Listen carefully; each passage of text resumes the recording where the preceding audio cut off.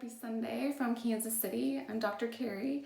I'm taking a quick Sunday afternoon video taping to talk to you a little bit today about the autoimmune triad. First off, we have to think about the numbers. 23.5 million Americans suffer from an autoimmune condition, up to 50 million depending on how you looked at the symptoms. And then 70% of these are going to be female. And 25% of the time, there's multiple autoimmune conditions in a patient. So we think about what the job of the immune system is. The job of the immune system is to protect us from foreign invaders, and it's not supposed to attack our own cells. However, in those who struggle with autoimmune conditions, this isn't the case. We see that in autoimmune conditions, our self cells are recognized as foreign, so the immune system mounts an attack on those cells. It can be thyroid cells, as we see in Hashimoto's. It can be nerve cells, as we see in multiple sclerosis. It can be the intestinal lining, which we see in celiac disease.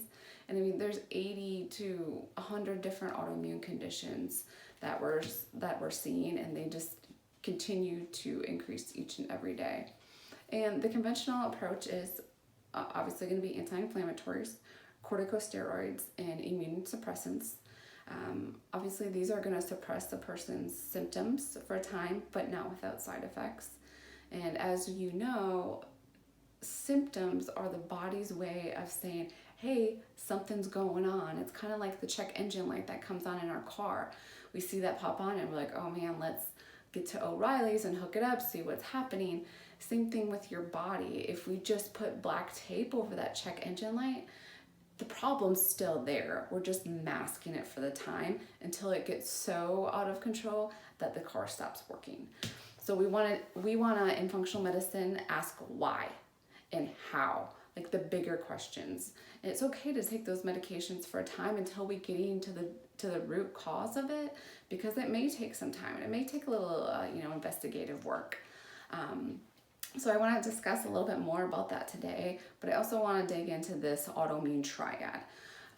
This was developed by a lead researcher in celiac disease from the University of Maryland. His name is Alessio Fasano.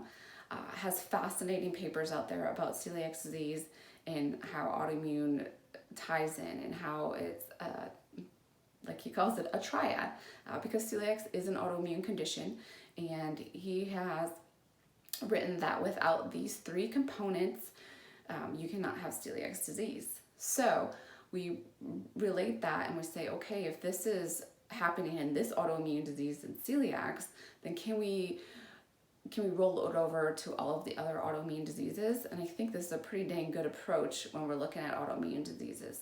So what is the triad? So the triad is, of course, we're going to have genetics. We're going to have a trigger, and then we're going to have intestinal permeability, or what we like to coin now as leaky gut. So without those three things, we cannot have celiac disease. And I would bet to say that we cannot have an autoimmune condition. So if we start with triggers can be that straw that broke the camel's back, right? As a chiropractic physician, I know a patient that comes to me with excruciating low back pain. I know he didn't get that back pain because he went to pick up that pencil. I know that this has been an accumulation over time, whether it's been improper body mechanics, improper lifting of heavy objects, or a weak core muscles. Same thing in this case. It could be physical, it could be emotional, it could be dietary triggers that have just accumulated. Maybe you, as a child, were physically abused, and then later in life you went through a bad divorce and you had a cheating spouse, and then you get in a car wreck, and then all of a sudden, this one time you go snowboarding in the mountains and you end up falling a million times, and you come home and you're just never the same. It can be dietary, like we see with patients who have celiac disease. Gluten is a huge trigger in celiac disease, and you have to be gluten-free if you have celiac. So is gluten a trigger in other autoimmune conditions? I mean, I'd put my money, I'd put a pretty good wager on that it probably could be. Over here we have leaky gut or intestinal permeability. This is where the walls of the intestines actually open up and they allow for larger particles, that whether it's bacteria, food particles, different kind of what we call antigens, to leak through into the membrane below, which connects with the bloodstream. So when we are getting these bigger molecules in the bloodstream that aren't supposed to be there, the immune system responds and activates an immune response. If this gut lining is leaky and allowing those things to go through all the time, then it's just going to wreak havoc on our immune system. And then the overstimulation of the immune system obviously translates into an autoimmune condition.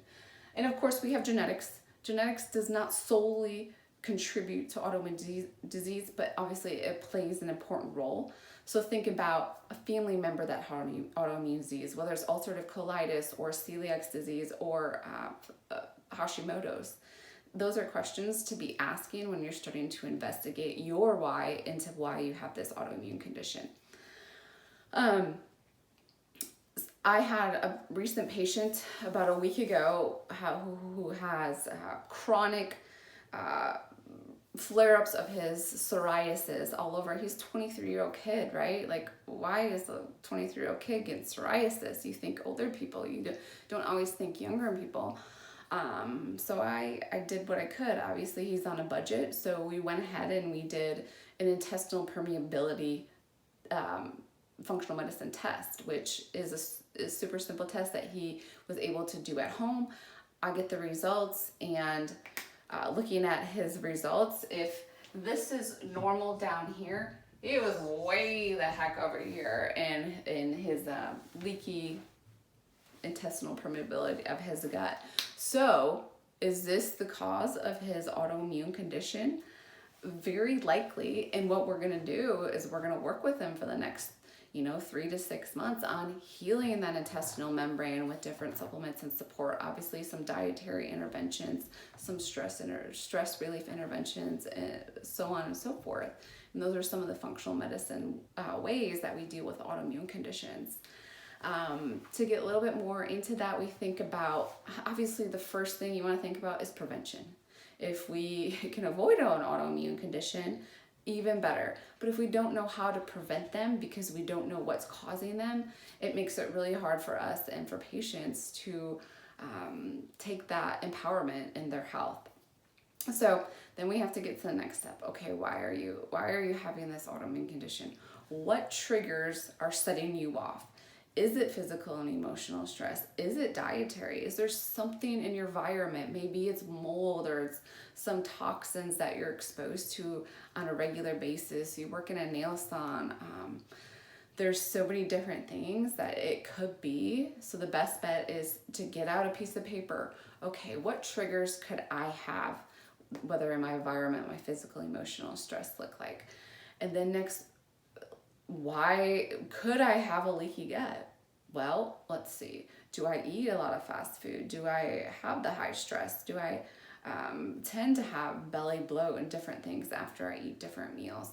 Can I afford to go see a functional medicine doctor and test for intestinal permeability so I know, rather than just continually throwing different little remedies on what you've read on this Facebook group or that Facebook group? And then second, obviously the genetics, which we can also test for. Obviously in leaky gut or in celiac disease, we have HLA-DQ and HLA-DQ2 and 8 that we can look up and we can test in your blood. And then the next step is knowing that there's a better way is half the battle. So I always think about this as the 3 T's are, if there's trauma, toxins, and thoughts. If we always think we're sick, we're always going to be sick. If we're constantly having trauma in our life, whether it's from abuse or neglect or just different activities. I mean, even high crossfitting is going to be highly traumatic to the body. And then also, the toxins that we just talked about. With like some glyphosate or eating non-organic vegetables. Those are all components of a healthy body, healthy mind. So in this triad, I just want to give you something to think about if you have an autoimmune condition and some of the areas where you can get help outside just the conventional take this medication for that symptom and this symptom and that symptom, and the circle, right? The continual cycle. Even though you know that there's something more that can be done, you just don't always know exactly what that path is. So hopefully this gives you a little bit of empowerment on the next steps that you could take in your autoimmune condition, or maybe somebody that you love. So I would love for you to share this and subscribe to our channel, because we're going to continually put out more of these videos.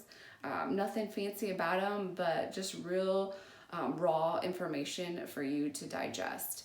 And hope that you keep moving in your health. And if you have any questions, comments, please leave them below, and we will definitely be checking on them. So good luck in your journey, and we'll be here with you when you're ready.